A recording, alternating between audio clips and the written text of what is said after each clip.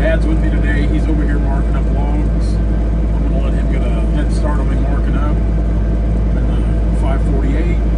Just started up and we'll warm up just a little bit. And I've got just 2 tree tops. I told the landowner I'd push it up for him out of the way. Make a good brush pile, kind of a berm, the barrier for him as well. Once I get that done, I'm going to mark this 548. I'm probably going to try to move it out. In the next couple days, we'll go to the next job. I've got tomorrow.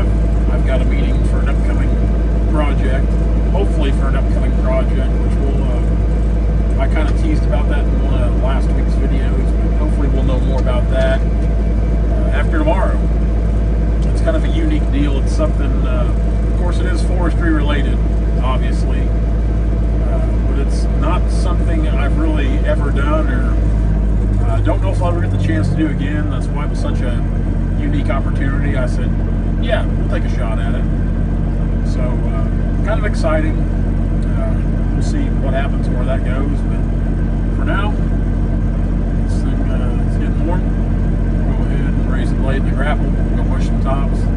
Try to get these logs bucked, cleaned up a little more. They'll be ready to go. And then get ready for the week ahead. It's impossible to keep these windows clean. Dad over there marking. Dad and I will both buck up once we get going. It's always nice to have Dad out here on these jobs. Definitely, like I said, it takes a lot of load off me just having Dad marking logs, keeping the deck area working most days. The landowner is putting a new set of teeth on the mulching head. Hopefully we'll get to see a little more of that in action. I don't know if we will or not as quick as all this will go down. He's not going to mulch as much of this as he originally thought. He wants to leave quite a bit of it just for cover.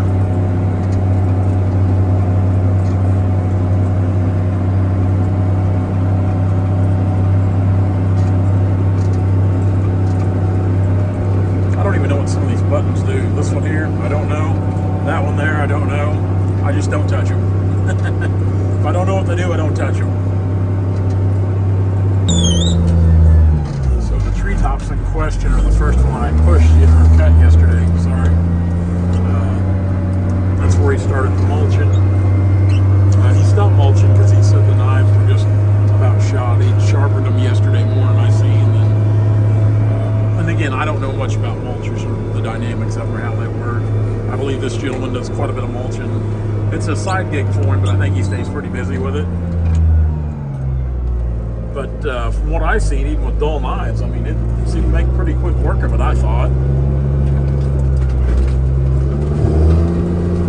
One thing I am learning, this 548 does not push like the 648. I can't take near the bite I do with the H's I do with this little 548. Of course, blade width, weight, size, length, everything has determining factors on the pushing power, but it still does pretty good.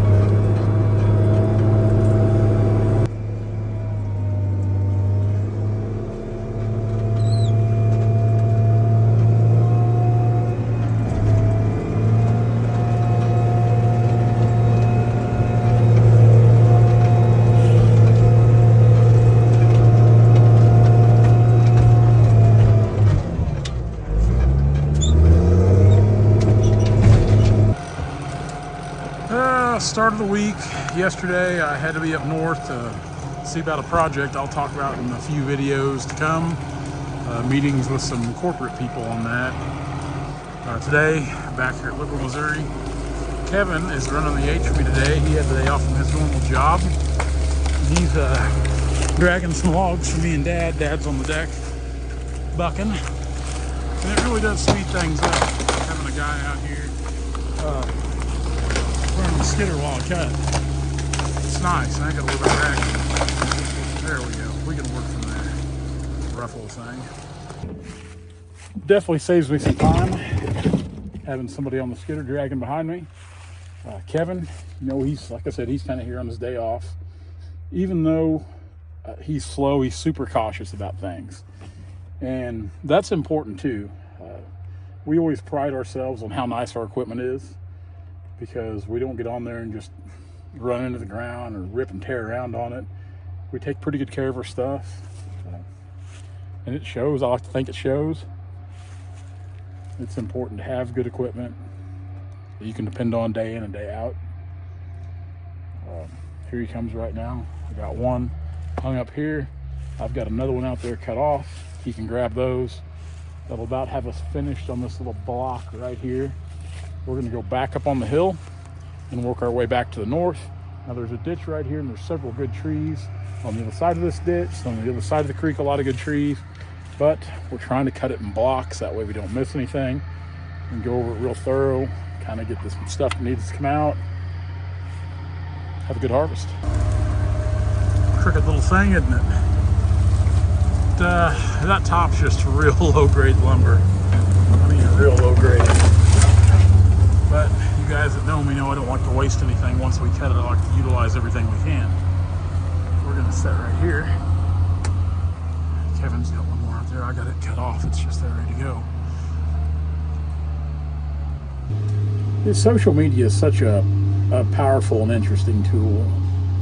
There's definitely days I can't say that I'm glad we live in the digital age that we are, because just as helpful as social media can be, it's also a nuisance.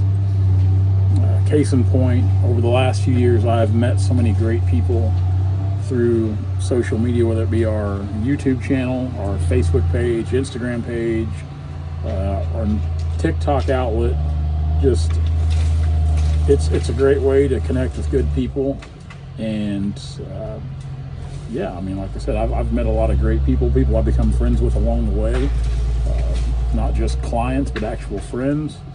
But it never fails that you get some real dullards on there as well that comment, anywhere from the walnut market to critiquing the size of the trees we cut, to wondering or you know, critiquing how we deck and drag our logs, which I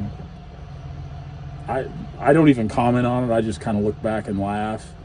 And a lot of times we'll get some of our regular followers that will get on there and kind of correct them, which I think is awesome and hilarious. I just kind of sit back and watch.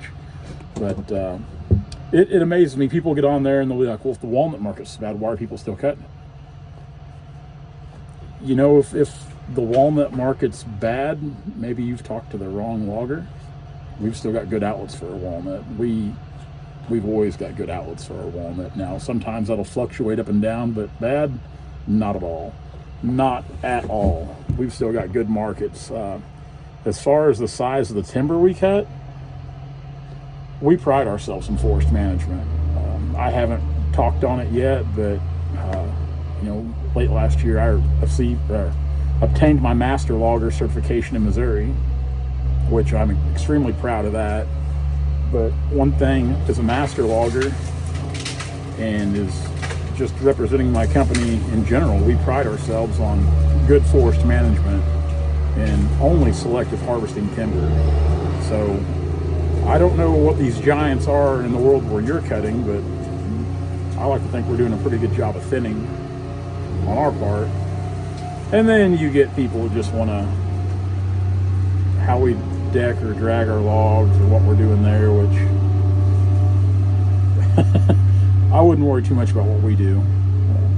We seem to, I'm not going to say we know it all and have it all figured out, but we've made a pretty good go of it for a good while. So I like to think that means we're doing something right. But yeah, if you ever want to get kind of a laugh or see what the world of social media is like, get on that Facebook page, Turner Logging LLC, and look at some of the comments on our posts. For the most part, we've got really good people. We've got really good followers, subscribers, and like I said, I meet a lot of great people, and we do this for future, current, and past clients as well, just to kind of keep up with us, see what our harvests look like, see what it all looks like from start to finish. And it's been great. I've had a lot of fun doing it. It's a lot of work. I mean, you wouldn't think that making social media posts and doing YouTube videos is a lot of work, but it is on top of everything else I've got going on, it is a ton of extra work. But I do enjoy it so, and it gives me a good chance to interact with people, and that's what it's all about.